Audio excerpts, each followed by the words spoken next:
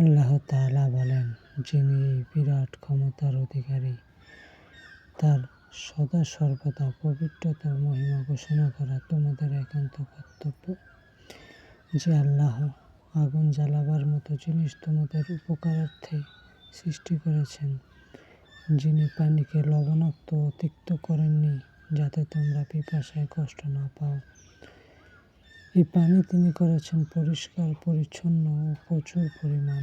তোমরা দুনিয়ায় এসব নিয়ামত ভোগ করতে থাকো এবং মহান প্রতিপালকের কৃতজ্ঞতা প্রকাশে মোটো কার্পণ্য করো না, তাহলে আখিরাতেও তোমরা চিরস্থায়ী সুখ লাভ করবে।